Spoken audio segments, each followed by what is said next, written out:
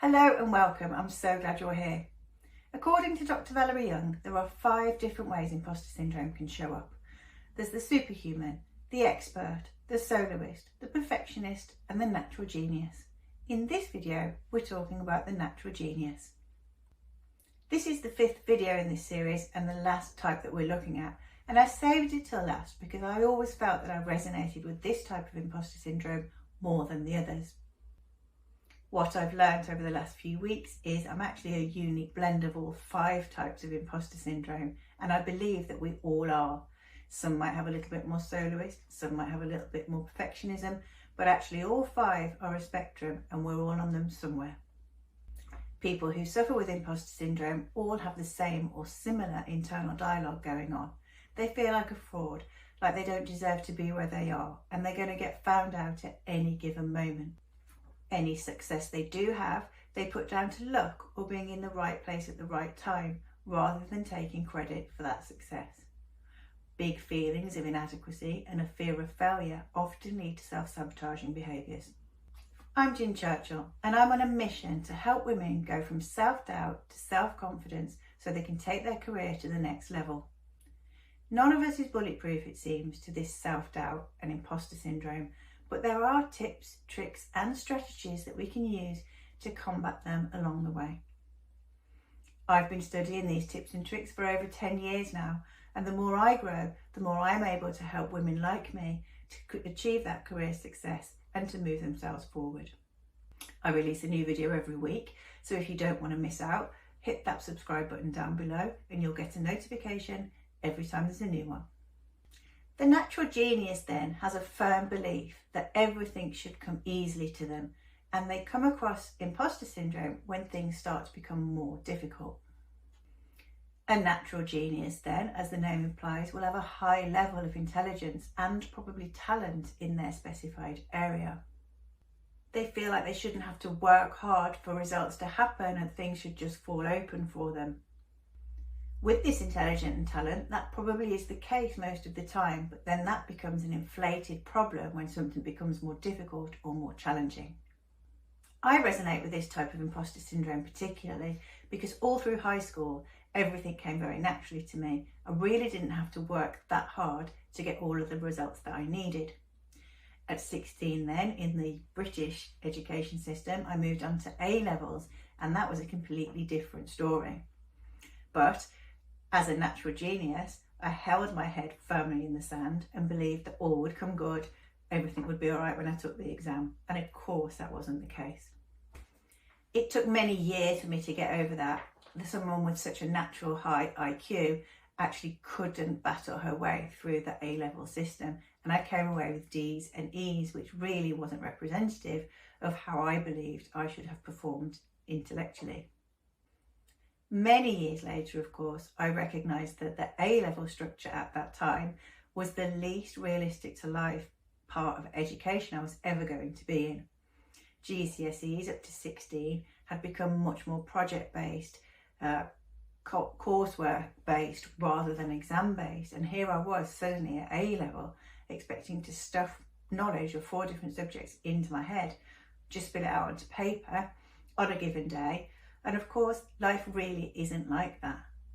We live in a world where the power comes from knowing how to access the knowledge and how to interpret that knowledge for what we need, not to carry it all around in our head because it's all on the end of our phone, right? So here's a question. Is there a little bit of natural genius in you? Take the Do You Have Imposter Syndrome quiz to find out. I put this quiz together because imposter syndrome shows up in so many different ways, and I think it's really, really important for you to be able to recognise if you've got healthy self-doubt going on, or if in fact there's a bit of imposter syndrome lurking around which could be causing self-sabotaging behaviours for you. You can click the button wherever you're watching this video and it will take you straight to the quiz so you can find out. If you are a natural genius then, you may find feelings of mass overwhelm if you take on a new project, maybe take a promotion or a new job. It might suddenly feel like everybody else knows more than you do because they're using slightly different language. They might be using acronyms you don't understand, or maybe software even. And there's a crossover here with the expert type of imposter syndrome, who feels like a fraud and that they're going to be exposed because they don't have all of the knowledge at their fingertips that they feel they should have. Of course, in reality, anybody taking on a new promotion, a new job or a new project will have a bedding in period, but that's a phase of life the natural genius won't enjoy. In summary then, signs that you might have a bit of natural genius imposter going on include: success came very easily to you in the past. Your self-confidence gets knocked when you're faced with a setback. You have a firm belief that success comes from natural talent and intelligence rather than having to work for it. And you will have very high standards for yourself. Overcoming this type of imposter syndrome involves self-reflection. You'll need to reframe negative self-talk. You'll need to find a healthy way of looking at your strengths and weaknesses and recognise where you have areas that you might need to work a little bit harder than others. And instead of considering yourself a genius, maybe start to think of yourself as a work in progress and that everybody has room to grow. Here are 3 things you can do to overcome the natural genius in you. Number 1, think about the people who have skills that you admire. Maybe as an example, use a musician who once, when they picked up that instrument for the very first time, couldn't so much as play a note, let alone string some notes together. And now look at where they are. They've grown and learned along the way. Number 2, when you find yourself out of your comfort zone, remember that you're in an area where you're levelling up, you're growing. We all need to grow, and that can only come from learning new and often difficult things. And number 3, like all the imposter syndrome types, talk it out with somebody you trust. It's okay to struggle sometimes, and talking it out will often help you come to a solution of how you get through it or around it or under it or over it, however you've got to, but it will help. What's your type? Are you a natural genius? Take the Do You Have Imposter Syndrome quiz to find out. I put this quiz together because imposter syndrome shows up in so many different ways, and I think it's really important for you to be able to recognise whether you've got healthy self-doubt going on or whether in fact there is some imposter syndrome kicking in, which could be causing self-sabotaging behaviours for you.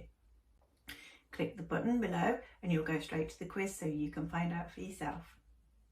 As ever, I appreciate your feedback. It helps me create the content you're looking for, and it helps other people to find my stuff. So a little thumbs up down below. Any comments, questions, results from the quiz, all welcome. And in the meantime, you have a fantastic week.